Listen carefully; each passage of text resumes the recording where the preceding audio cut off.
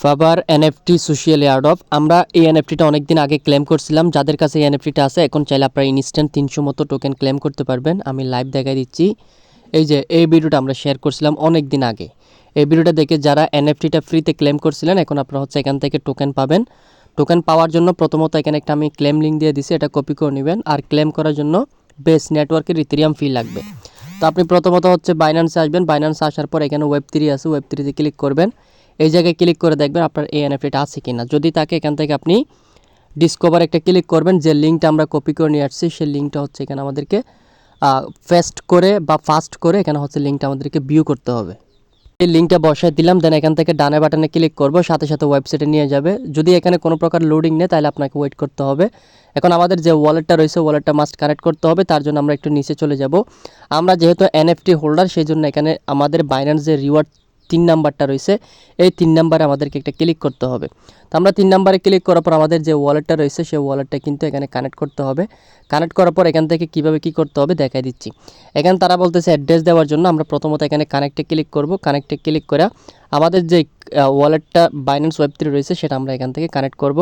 দেন আমরা যদি check in এখন ক্লিক করে আমরা যদি এলিজিবল থাকে এবং কত টোকেন পাবো সেটা এখানে দেখাবে। ওকে, এখন আমরা এখান থেকে উইথড্র করার জন্য আমরা সুইচ ব্যাট চেকটা ক্লিক করব। দেন গেট অ্যাক্সেস মাই এরিস স্ট্রিম, এখানে একটা আইরস স্ট্রিম মেবি এখানে একটা ক্লিক করব।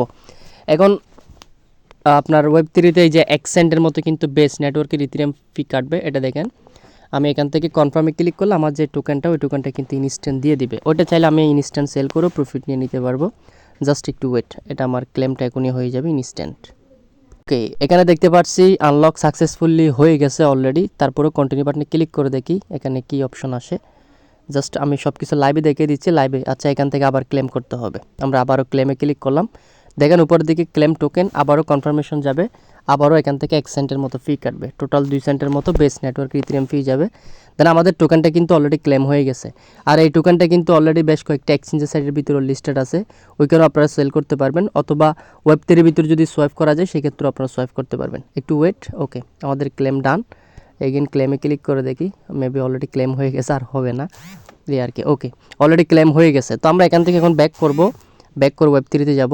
2 সেন্টের বিলও খরচ হয়েছে এবং এটা $2 আপনার 18 সেন্টের মতো বর্তমানে প্রাইস চলতেছে।